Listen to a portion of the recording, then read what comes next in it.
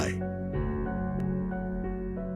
যি গতিত প্ৰব্ৰজন ঘটিছে সেই অসমীয়া সমাজৰ কাৰণে এক ভাবুকি স্বৰূপ।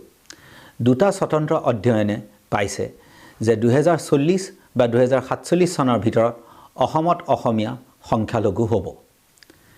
বাংলাদেশীসকলৰ যোগদান কেৱল জনসংখ্যাতেই নহয়, তেওঁলোকে অপৰাধতো জড়িত থাকে।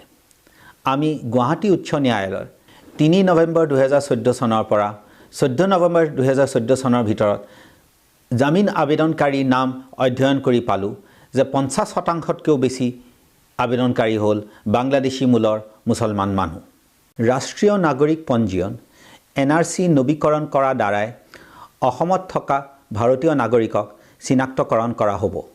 পিছে এইটো এটা অসমৰ ৰাইজৰ ওপৰত প্ৰবঞ্চনাহে। প্ৰকৃততে বাংলাদেশৰ পৰা অহা অনুপ্ৰৱেশকাৰীক এটা নাগৰিকতা দিয়াহে কৌশল। আচলতে বাংলাদেশৰ পৰা অহা অনুপ্ৰৱেশকাৰীক নাগৰিকতা প্ৰদান কৰাৰ সময়সীমা 25 মাৰ্চ 1971 চনৰ পৰা 3 ডিচেম্বৰ 2004 চনলৈ বঢ়াই দি এই অনুপ্ৰৱেশকাৰীক সংস্থাপিত কৰাহে এটা প্ৰক্ৰিয়া। অসম চুক্তিৰ এটা মূল ভিত্তি আছিলে যে বাংলাদেশীসকলক চিনাক্তকৰণ কৰি তেওঁলোকক বহিষ্কাৰ কৰিব। তাৰ উল্টাটোহে হৈ আছে। আইনৰ মতে বাংলাদেশীসকলে দুটা প্ৰকাৰে নাগৰিকত্ব পাব পাৰে। প্ৰথমতে 25 মাৰ্চ 1971 চনৰ আগতে আহিলে, দ্বিতীয়তে জন্মস্বত্বৰ ভিত্তিত নাগৰিকতা পায়। জন্মস্বত্বত নাগৰিকতা দিয়াৰ চৰ্ত সময়ে সময়ে সলনি হৈ আছে। 1950 চনৰ পৰা 1 জুলাই 1987 চনলৈকে জন্মস্বত্বত নাগৰিকতা পায় লাগিলে দুয়োজন মাতৃ পিতৃ বাংলাদেশী হওক বা নহওক। 1987 চনৰ পৰা 3 ডিচেম্বৰ 2004 চনলৈ জন্মস্বত্বত নাগৰিকতা পায় যদি মাতৃ পিতৃ এজন নাগৰিক হয়। 3 ডিচেম্বৰ 2004 চনৰ পাছত কিন্তু দুয়োজন মাতৃ পিতৃ নাগৰিক হ'লেহে সন্তানে জন্মস্বত্বত নাগৰিকত্ব পায়। উদাহৰণস্বৰূপে এহাল অবৈধ বিদেশী অনুপ্ৰৱেশকাৰী দম্পতী 1974 চনত অসমলৈ আহিছিলে। তেওঁলোকৰ 3 গৰাকী কন্যা সন্তান 1975, 1976 আৰু 1977 চনত জন্ম হ'ল। 3 গৰাকী কন্যাই জন্মস্বত্বত নাগৰিকতা পালে। 3 গৰাকী ডাঙৰ হৈ 1995, 96 আৰু 97ত একোজনকৈ অবৈধ বিদেশী অনুপ্ৰৱেশকাৰীৰ লগত বিয়া পাতিলে আৰু প্ৰত্যেকেই গাইপতি 3টাকে সন্তান জন্ম দিলে 2004 চনৰ ভিতৰত। 3 গৰাকী কন্যাৰ গাইপতি 3জন সন্তানেই জন্মস্বত্বত নাগৰিকতা পালে। এতিয়া দেখা গ'ল যে এহাল অবৈধ অনুপ্ৰৱেশকাৰী দম্পতীৰ পৰা বৃদ্ধি হৈ 17 গৰাকী হ'লগৈ আৰু অসমে পালে 12জন নাগৰিক আৰু 5 গৰাকী বিদেশী নাগৰিক। আৰু এয়া অকল 2004 চনলৈকেহে। পিছে 3 ডিচেম্বৰ 2000 চনৰ পিছত আহিলে তেওঁলোকৰ কোনো এজনেও নাগৰিকত্ব নাপালেহেঁতেন। এইদৰে NRC নৱীকৰণৰ জৰিয়তে আইনৰ সুৰুঙাৰ সুবিধা লৈ 3 ডিচেম্বৰ 2004 চনলৈকে অহা প্ৰায়ভাগ অনুপ্ৰৱেশকাৰীকে নাগৰিকতা প্ৰদান কৰা হ'ব। ইয়াৰ এটা সহজ সমাধান আছে।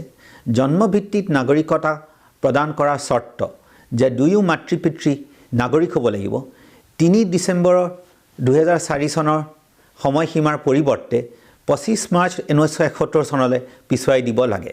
নহ'লে যদিও মুছলিম লীগ 1947 চনত অসমক পাকিস্তানৰ লগত অন্তৰ্ভুক্ত কৰাত বিফল হ'ল, সেই 2047 চনত অনুপ্ৰৱেশকাৰী জোৰত লাভ কৰিব। এই বিষয়ত এটা গুৰুত্বপূৰ্ণ সমস্যা হৈছে ভুৱা নথি পত্ৰৰ প্ৰয়োগ আৰু অসম চৰকাৰৰ মৌনতা। কেৱল ভোটৰ কাৰণে এই বাংলাদেশীসকলক চৰকাৰী মাটি, বনৰ মাটি, চৰণীয়া পথাৰত বহা সুবিধা কৰি দিয়া হয় আৰু তাৰ ওপৰতো তেওঁলোকে সংখ্যালঘুৰ কাৰণে থকা আঁচনিৰ লাভ উঠায়। আমি অসহায় নহয়। আমি অসহায় এইকাৰণে বোধ কৰোঁ কিয়নো চৰকাৰে একো নকৰিলে। আমি অতি সহজৰে দুটা আইনৰ প্ৰক্ৰিয়া ল'ব পাৰোঁ। প্ৰথমতে কোনো সন্দেহযুক্ত বাংলাদেশীৰ বিৰুদ্ধে আমি ওচৰৰ পুলিচ থানাত অভিযোগ কৰিব পাৰোঁ যে তেওঁ সন্দেহযুক্ত বিদেশী বুলি। আমাৰ কাম হ'ল অভিযোগ কৰা, প্ৰমাণ কৰিব লাগিব সেই বাংলাদেশীজনেহে যে তেওঁ বিদেশী নহয়। তাৰ উপৰিও যিসকলে এই বাংলাদেশীসকলক নাগৰিকতা অধিকাৰ পাবলৈ সহায় কৰে তেওঁলোকো আইনৰ চকুত অপৰাধী আমি তেওঁলোকৰ বিৰুদ্ধেও অভিযোগ কৰিব পাৰোঁ দ্বিতীয়তে যি চৰকাৰী মাটি বনৰ মাটি চৰণীয়া পথাৰ বাংলাদেশীসকলে বেদখল কৰিছে তাৰ বিৰুদ্ধেও আমি ওচৰৰ পুলিচ থানাত অভিযোগ কৰিব পাৰোঁ প্ৰব্ৰজন বিৰোধী মঞ্চৰ জন্ম এই কাৰণেই আমি বাংলাদেশীসকলক চিনাক্তকৰণ কৰি আৰু নাগৰিকতাৰ অধিকাৰৰ পৰা তেওঁলোকক বঞ্চিত কৰিবলৈ ইতিমধ্যে কাম আৰম্ভ কৰিছোঁ আপোনালোকেও কৰিব পাৰে এই বিষয়ত আপোনালোকক যি সহায় সহযোগিতা লাগে আমি দিবলৈ সাজু আছোঁ আমাৰ লগত যোগাযোগ কৰিবলৈ আপোনালোকে এই নম্বৰটোত এটা মিছড কল দিব পাৰে বা এই ইমেইল এড্ৰেছটোত লিখিব পাৰে এটা মনত ৰাখিবলগীয়া কথা স্বয়ং কেন্দ্ৰীয় চৰকাৰে 2004 চনত মানি লৈছিলে যে অসমৰ প্ৰত্যেক 5জন নিবাসীৰ এজন বাংলাদেশী হয় সেই কাৰণে কোনো সন্দেহযুক্ত বাংলাদেশীৰ বিৰুদ্ধে অভিযোগ কৰিবলৈ সংকোচ কৰিব নালাগে যদি অসম সুৰক্ষিত তেতিয়াহে ভাৰত সুৰক্ষিত আমাৰ এখিনিতে মানুহ বহুত কম এখিনি চৰকাৰে যদি সতৰ্ক নহয় এতিয়া আমি কেনেকৈ কি কৰিম এদিনটো আমি বিপদত পৰিবই লাগিব ইয়াত হয়তো ৰাতিয়ে আহি কেনে সব কাটি মাৰি হেৰি কৰি থৈ গুচি যাব বহুত দূৰলৈকে যাওয়াৰ কাৰণে আমি প্ৰস্তুত হ'ব লাগিব কিজানি যদি আজি আমি সচেতন নহওঁ আমি ৰাইজখিনি একোটা হয়